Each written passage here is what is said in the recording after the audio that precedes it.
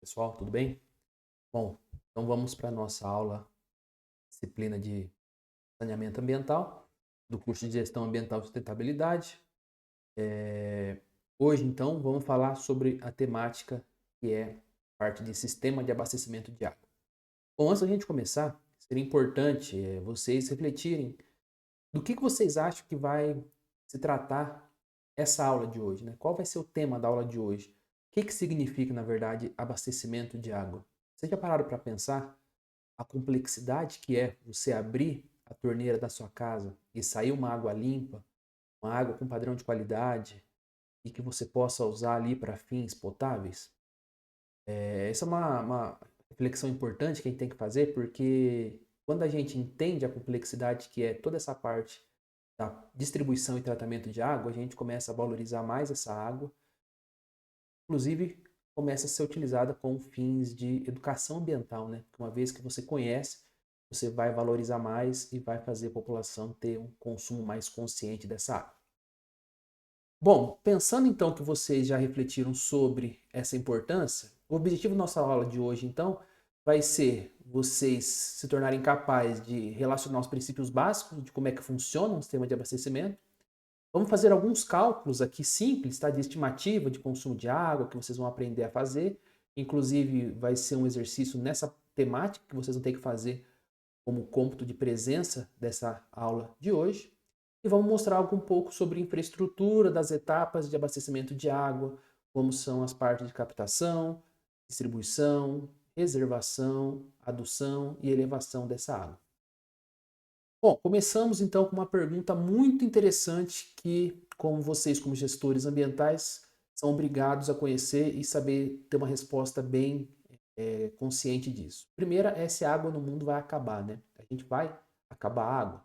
Quando a gente para pensar na água como um estado líquido lá, e quando ela evapora ou quando ela vai saindo dos rios e lagos, ela não consegue escapar da nossa atmosfera da Terra, né? Então a água, ela sempre vai ficar na nossa atmosfera da mesma quantidade que ela teve desde a origem ali do planeta Terra. Então quando a gente pensa em fim da água no planeta, isso não vai acontecer. Porém, isso não quer dizer que a gente pode ter falta de água. Por quê? Porque a água nem sempre ela está disponível no local em que a gente quer que ela esteja disponível. Isso fica claro nesse gráfico aqui em que eu mostro a disponibilidade hídrica do Brasil, né? Sendo que 68% de toda a água doce do Brasil está na região norte, depois centro-oeste, sudeste, sul e nordeste. Isso está relacionado à disponibilidade, a água que eu tenho disponível. Região norte, o rio Amazonas, vocês sabem, um rio muito grande, com muita vazão, tem bastante água. Porém, quando a gente pega aqui no gráfico ao lado, que mostra sobre o consumo dessa água, a gente vê que a região que menos consome água é a região norte, com 2%. Então, a região que tem mais disponibilidade hídrica é a região que tem o menor consumo de água. Consequentemente, a água nem sempre vai estar na localidade que a gente quer e na quantidade que a gente quer. Região Sudeste, por exemplo, e Sul são as que mais consomem. Quando a gente tiver disponibilidade, Sudeste e Sul são uma das que tem menos água, somente perdendo para o Nordeste. Então aí a gente consegue enxergar a importância da gestão dos recursos hídricos, né? É você fazer uma boa gestão para não faltar a água onde precisa e para as regiões que tenham muita abundância hídrica, que eu consiga preservar essa água, garantindo o abastecimento, então, de toda a região, de todo o sistema. E aí, uma observação só: quando vocês pegam os índices de saneamento, infelizmente, vocês vão ver que a região norte são os piores locais onde eu tenho saneamento básico. E aí fica aquele dilema, né? Pô, a região que eu tenho maior abundância hídrica é a região que eu tenho menos saneamento básico? Pois é, exatamente. De repente, na abundância, que a gente vai se preocupar menos com essas questões relacionadas a tratamento de esgoto, coleta de esgoto, e onde eu tenho escassez dessa água, a água acaba se tornando mais valiosa. Com isso, o pessoal se preocupa mais com essa questão de saneamento, tratando o esgoto, coletando esse esgoto. Enfim, tá aí uma questão para vocês pensarem também. Bom, pensando então na água, quais são as formas que a gente pode utilizar essa água em todo um sistema de abastecimento de água, ou seja, numa cidade? Vamos supor que vocês, gestores ambientais, vai trabalhar algum órgão ali no município, na prefeitura ou no órgão de saneamento, e vocês então vão pensar na gestão dessa água que vai ser distribuída para a cidade. Então, de cara, você já consegue classificar esses consumidores de água em algumas principais categorias, né, em algumas principais categorias que eu representei para vocês, como por exemplo, uso doméstico, comercial e de serviços, industrial e público. Então, o que seria esse uso doméstico, né? Limpeza de residência, para fazer alimentos, limpeza de automóveis, e hidratação, e rega de jardim, lavar roupas e etc. Então, sempre que eu penso que o meu uso vai ser doméstico, eu tenho esses usos, né? Essa finalidade de uso. Comercial, então eu vou ter farmácia, hotéis, restaurante, oficina, mercado, entre outros aspectos que usam essa água. Indústria. A indústria é importante, porque tem indústrias que usam muita água e indústrias que usam pouco ou quase nenhuma água. Por exemplo, refrigeração de máquinas e equipamentos, incorporação do produto, uma indústria de refrigerante, por exemplo, uma indústria de shampoo, usa muito essa água para incorporar no produto. Indústria de transformação, como matéria-prima de outras indústrias e tudo mais. E por fim, o uso público, que são aqueles usos usados, aqueles usos, né, no município relacionados à limpeza de ruas, aqui que tem chafarizes público, tem irrigação de parques, jardins, o próprio uso para combate a incêndio, né, faz parte desse uso público. E aí você já consegue então ter uma seguinte visualização. Se vocês têm uma região de uma cidade estritamente residencial, um bairro estritamente residencial, vocês conseguem fazer uma previsão desse consumo de água com base na classificação que esse bairro tem, que é um uso estritamente residencial. Consequentemente, na literatura vocês vão encontrar quais são os parâmetros que definem esse consumo de água para usos residenciais, que vai ser um dos próximos slides. Já se for uma região que tem indústria, comércio, vocês já vão ter que repensar nesse consumo de água, porque uma indústria, se ela for do setor alimentício, que usa água tanto para limpeza, refrigeração, ou mesmo para inserir no alimento, vocês vão ter que quantificar essa água para se tornar disponível para que essa indústria consiga consumir. Assim como alguns comércios, restaurantes, vai instalar um shopping nessa região. Shopping center consome muita água, por isso a gente tem que pensar nessa disponibilidade hídrica. Então, quando a gente pensa num projeto ou pensa numa gestão dessa água no município, a gente tem que saber que essas regiões vão demandar mais água. E para uso público seria realmente essas partes, principalmente cidades mais turísticas, que eu tenho fontes, chafarizes públicos, eu teria de pensar também nesse consumo de água nessas regiões. Bom, dito isso, a gente pode também ver um outro fator que vai influenciar significativamente o meu consumo de água, que é alguns fatores fundamentais, por exemplo, renda da população. Então, se eu tenho uma população de maior renda, eu tende a ter, né, um maior consumo de água. Então, se você vai projetar ou se você vai trabalhar para uma região que tem um bairro de luxo, um condomínio, você vai ter um consumo de água maior. Uma residência mais popular, você tende a ter menores consumo de água. Situações climáticas, regiões de clima frio tendem a consumir menos água, regiões de clima quente, seco, tendem a consumir mais água, pelo próprio fator do clima local, né? Residência com áreas maiores, com área externa, com jardim, com piscina, tende a consumir mais água. E residências que não têm isso tendem a consumir menos água, né? Aqui um fator super importante, tá? Disponibilidade de água. Isso aqui é um fator interessante para a gente. Quanto maior a disponibilidade, mais eu tendo a consumir água, porque a água ali não é escassa, né? Diferentemente quando você pega, por exemplo, uma região árida ou semiárida, em que o pessoal vai buscar água, por exemplo, a pé, às vezes, e tem essa dificuldade do uso da água, eles valorizam mais, eles consomem menos água, tá? Bom, tipos de parques industriais, acabamos de falar, dependendo do tipo de indústria que você vai ter ali no teu parque industrial, vai consumir muita água. Dependendo do tipo de indústria, o consumo vai ser basicamente para sanitário e refeitório das pessoas, então vai depender muito da indústria. Porte do município. Municípios maiores tendem a consumir mais água. Então, com relação à macroeconomia, quando tem crescimento econômico, eu tendo a ter um aumento do consumo de água pela própria desenvolvimento ali do local, né, do crescimento da população, enfim, eu tendo a ter um consumo maior. E a recessão tende a gerar menos consumo também. E por fim, o custo da tarifa, né? Uma água mais cara, eu acabo tendo esse menor consumo, né? Do que uma água que ela não tem custo, por exemplo, ou que o custo dela é muito barato. Perfeito, então. Então, já vimos a questão de classificação com relação a tipo de consumidores, vimos alguns fatores que vão influenciar esse nosso consumo de água, e agora vamos para um conceito muito interessante que é consumo per capita de água. Então vamos lá. Vamos supor a seguinte situação. Eu tenho aqui um bairro. Esse bairro aqui, eu tenho 4 casas. Um quarteirão, uma comunidade pequena. Então, nesse bairro aqui pequeno, né, eu vou ter 4 residências. E dessas 4 residências, em um mês, vamos considerar que esse mês tenha 30 dias, tá?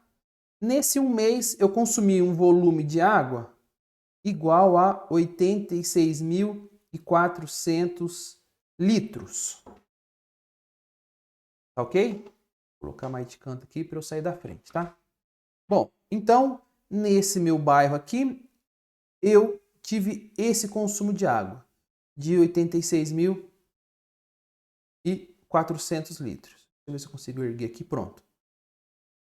Certo. Desse meu consumo de água, eu sei que todo esse meu bairro aqui consumiu isso, mas eu não sei, por exemplo, quantas pessoas tem nesse bairro. Aí eu vou levantar. Cada casa dessa, eu fiz um levantamento local e verifiquei que cada residência dessa tem 4 habitantes. Ou seja, aqui tem 4, aqui vai ter 4, aqui 4, 4. Então eu tenho uma população total de 16 habitantes. Certo? Então eu tenho uma população total de 16 habitantes. Aí vem a pergunta, né? O conceito novo que a gente vai aprender.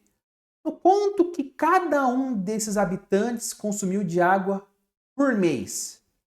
Bom, então eu sei que isso é feito em 30 dias, eu sei que o volume consumido foi em 30 dias de 86.400 litros e eu sei que teve 16 habitantes. Aí a gente vem e aplica a equação que define para a gente o consumo por pessoa, per capita é por pessoa, que é o seguinte, o consumo por pessoa vai dar esse volume de 86.400 litros dividido pela população dessa região, que é de 16 habitantes, e vezes, né, o número de dias, o tempo total em que eu fiz essa medição, que foi de 30 dias. Então, resolvendo essa conta aqui, vou usar minha calculadora aqui para fazer, 86.400 dividido por 16 vezes 30, vai me dar um valor aqui de 180, o quê? Litros por habitante por dia.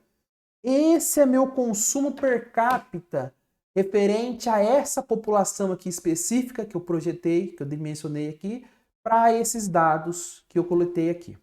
Certo? Então, o conceito de consumo per capita é esse, é quantos cada habitante vai consumir de água por dia.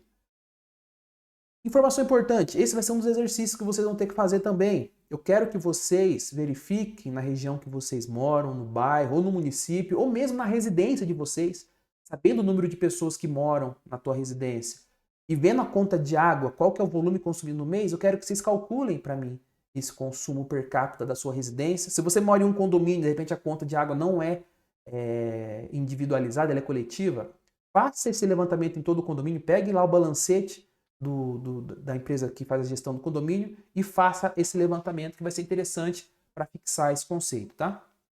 Bom, e aí a gente consegue então ter uma noção desse consumo de água. Por exemplo, a gente tem aqui que um povoado rural, eles vão consumir em média de 90 a 140 litros habitante dia.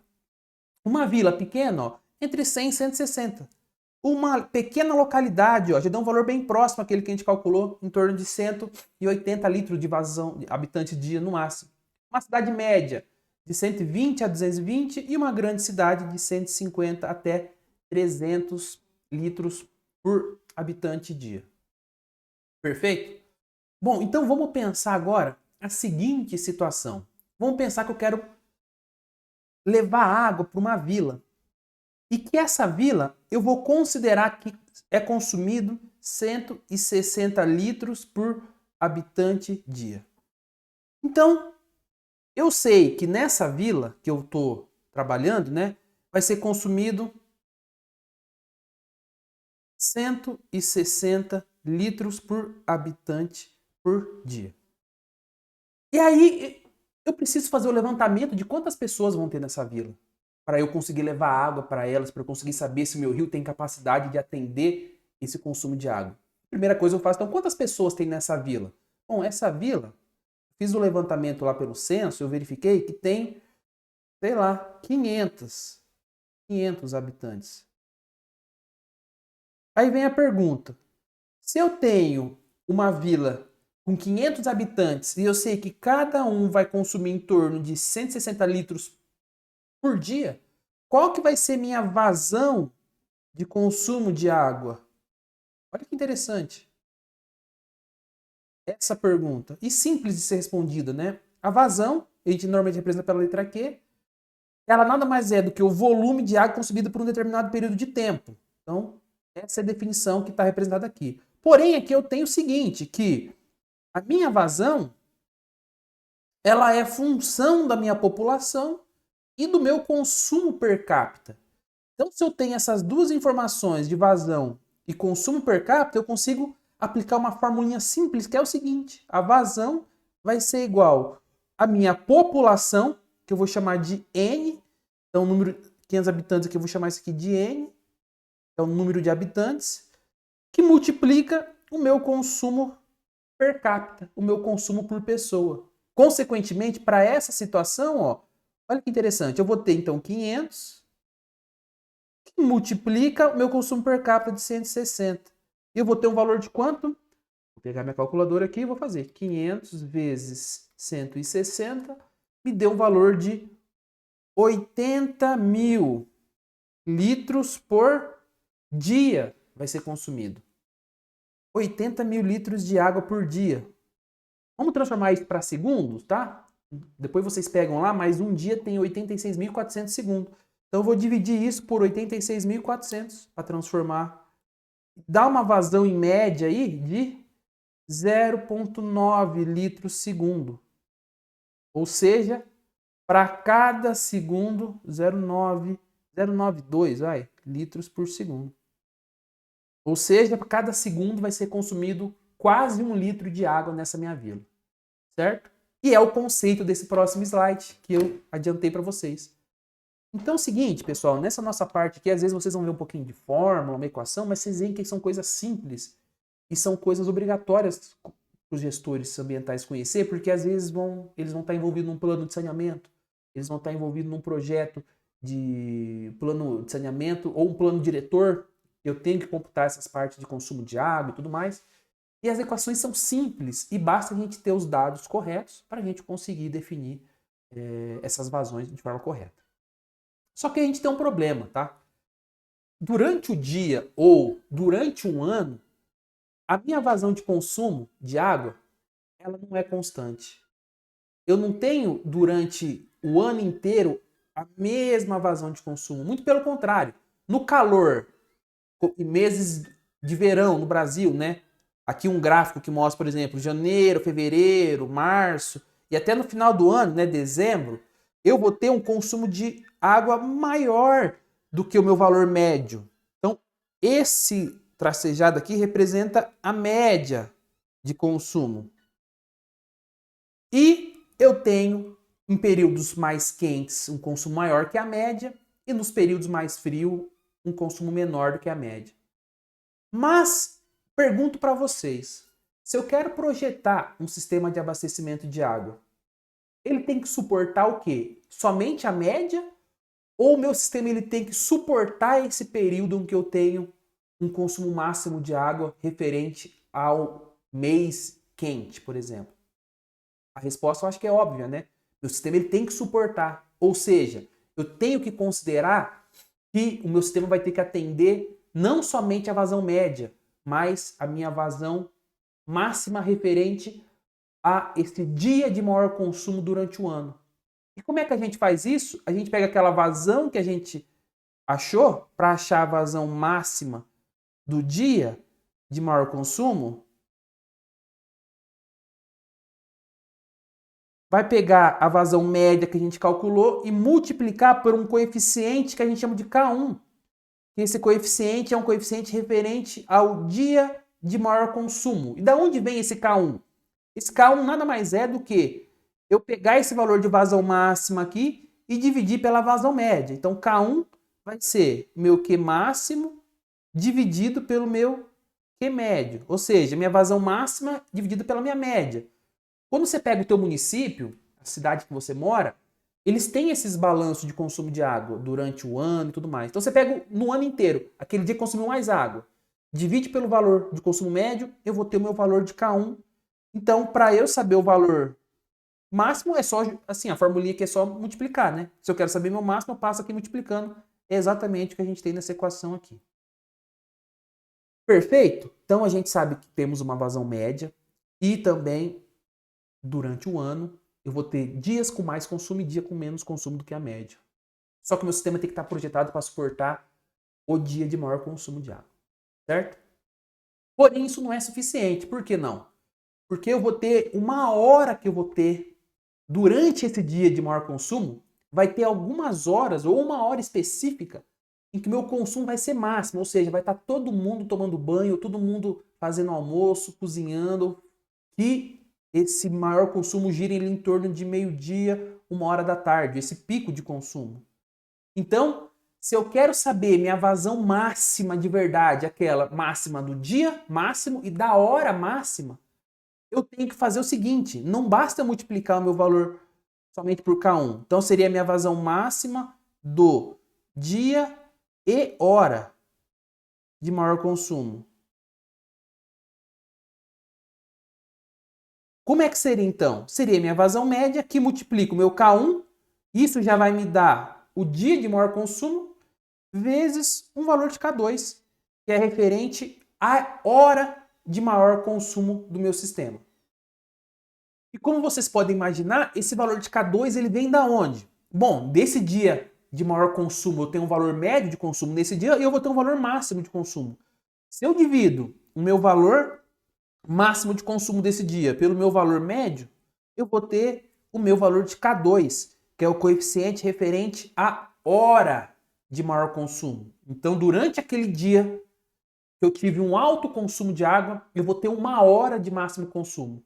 E o meu sistema também de abastecimento tem que suportar essa hora de maior consumo.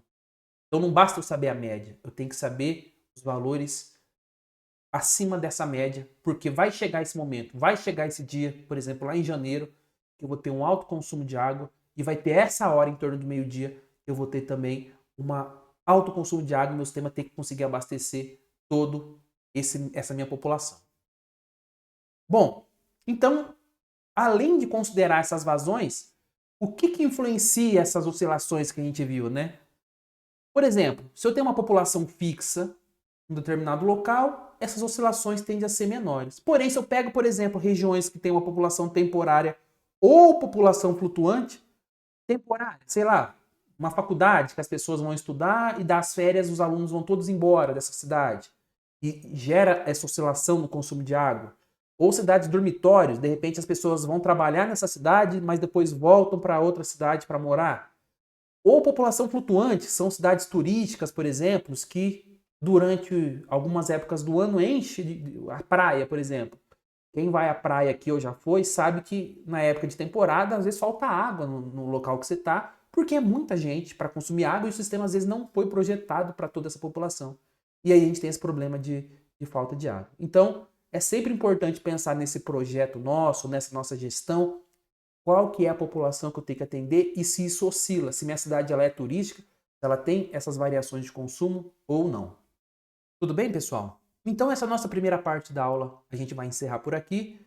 Lembrando que a gente viu toda a questão desse uso da água, da importância, da disponibilidade dessa água, e a gente chegou a ver como que esse consumo varia em função das condições econômicas, como esse consumo varia em função do tipo de residência. Fizemos algumas contas para aprender a calcular esses consumos de água e vemos o que influencia, né? O ano inteiro eu vou ter períodos de maior consumo, horas de maior consumo durante um dia e também posso ter essa população temporária. No próximo vídeo, ainda referente a essa semana, a gente vai ver, por exemplo, quando eu projeto um sistema de abastecimento, essa minha população tende a crescer durante o ano, durante os anos, né? E esse crescimento eu tenho que fazer a previsão dele, para saber, por exemplo, daqui 20 anos, qual que vai ser o meu consumo de água. Porque quando eu projeto hoje, meu projeto ele tem que durar esses 20 anos. Quando eu faço uma escolha hoje, essa minha escolha tem que durar todo esse tempo. Senão, eu faço um projeto e ele dura muito pouco e o gasto é muito grande para um projeto ficar tão pouco tempo de vida útil lá, tá bom? Então, no próxima aula, a gente vai ver essa questão de crescimento populacional. Muito obrigado e até a próxima.